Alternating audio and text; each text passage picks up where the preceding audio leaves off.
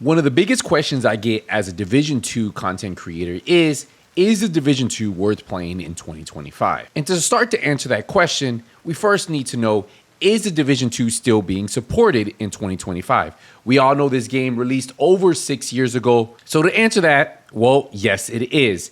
It recently got its most recent DLC, Battle for Brooklyn, which released on May 27th. The first major DLC since Warlords of New York, which released over 5 years ago. But the fact that Ubisoft is investing in the Division 2 and the franchise itself is a good sign that more content should be coming in the future. So if you're worried about investing too much time in a game that's not being supported, hopefully that answers your first concern. Now, your next major question might be, well, is there enough content to do in the Division 2 to keep me busy for some time?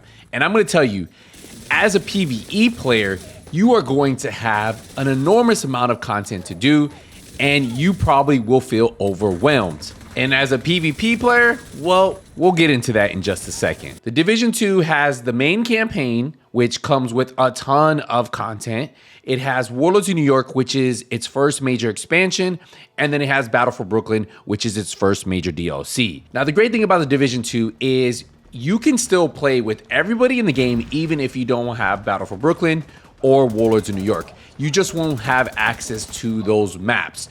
Those are two additional maps, what I'll break down in a second.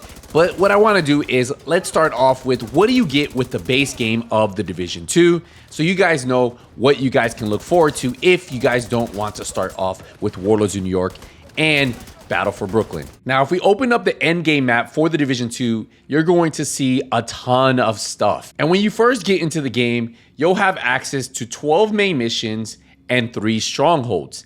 Now, once you beat the game and get to level 30, then your map will start to add more and more missions. But your initial 12 missions and 3 strongholds are your level 1 to level 30 campaign. Now, once you beat the level 30 campaign, you'll get into endgame. Well, it will let you level up to level 40, which is the max level cap for our characters. You'll also get access to 2 more strongholds. So that's a total of 5 strongholds that you can put those on legendary difficulty, which is the hardest difficulty in the game.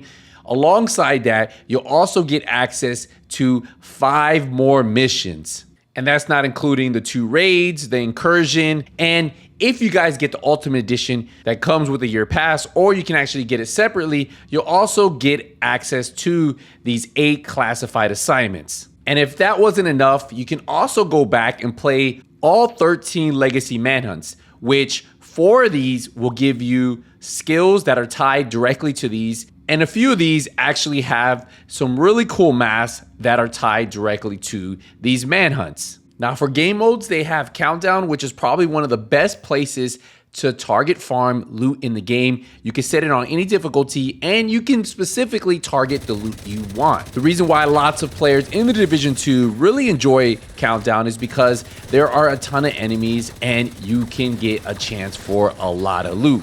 Now, it's not always what you're looking for, but the fact that it does drop so much loot, players tend to spend a lot of their time in Countdown farming for those specific pieces that they're looking to make their builds. Because we all know that Division 2 is a looter shooter, all built around builds. The second mode we have is Summit, which also allows you to target farm loot just like Countdown. And this one, you can actually set your difficulty all the way up to legendary. Now, there are a total of 100 floors, and at the very top, you might run into some really cool enemies that I recommend doing this at least once. The third and final mode I'll talk about is Descent, which is a roguelike mode which allows you to start with absolutely nothing. It allows you to select 1 weapon and 1 skill and 0 talents. Now, as you progress through each room, on the completion of each room, you will be rewarded with being able to select 1 talent from 3 choices.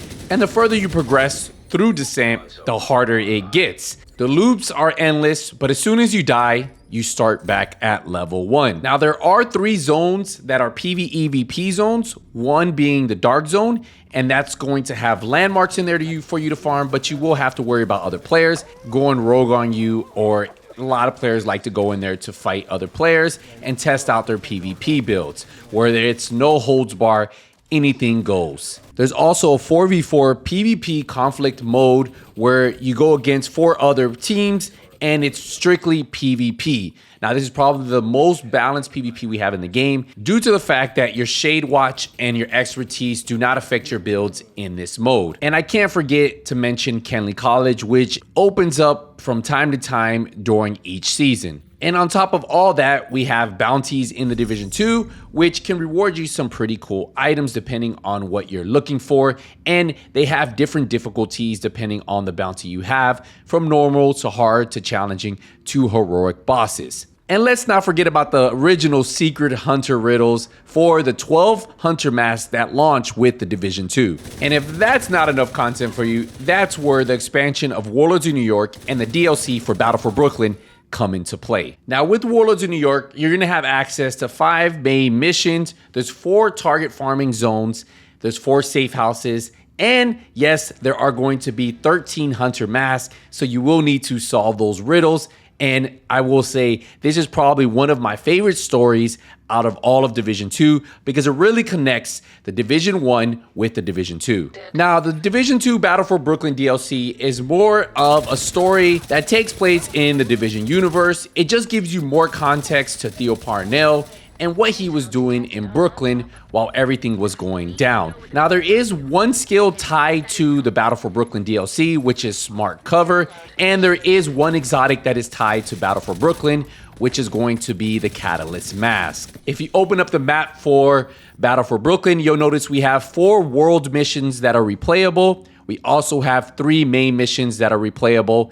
There are 2 story missions that you get to play during their first playthrough of the campaign, and 2 targeted loot zones with 4 control points, and there are 8 hunter riddles for you to solve. Now, the great thing about the Division 2 is you can run a ton of different builds and be able to complete some of the hardest content.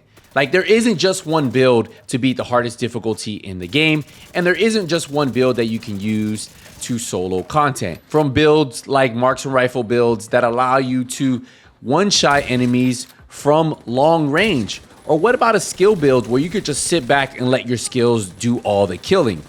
Or if you're like me, what about a build that is a run and gun build that allows you to play very aggressive and shred through the enemy's armor? In the Division 2, you can find the build that fits your playstyle, and that's what I love about this game. And I definitely don't want to forget about every season we have a new seasonal pass that rewards you with the new seasonal exotics, also the new named items, and the gear set or brand set from that season. They always do have a premium side, but that is more for vanity items, and it will reward you with some more named caches or exotic caches. But all of the new items, say the gear set, the brand set, the exotics, will be on the free side, so you never have to feel like you have to purchase the season pass. Now, while this game is probably one of the best looter shooters for PvE, on the PvP side, it's been a while since we've had some real balance. And that has been the biggest plague with the Division 2 PvP, along with some other issues that hopefully the devs can address in the near future. But to answer your question, is the Division 2 worth playing in 2025? I will say, if you are looking for a really in-depth PvE looter shooter, the Division 2 100% is worth playing in 2025. If you are looking for only a PvP game and you're not interested in the PvE at all, maybe this game just isn't it right now. Now, if your focus is PvE and you want to dabble in PvP, well, I would say give it a shot. But I will tell you, again, the PvP just isn't in the best place, and hopefully that will change in the near future, as I love PvPing in games that I play. But even with the PvP not being perfect, I still think this is the best looter shooter currently in 2025. And I want to know, if you guys have been playing the Division 2 in 2025, what do you guys think about it? Because I'm sure there might be some new people who are on the fence of buying this game, and you could be the deciding factor with the comment you write. All right, guys. Hey, appreciate the support, appreciate the love. I'll see you in the next one. Hey, NothingButSkillz is out.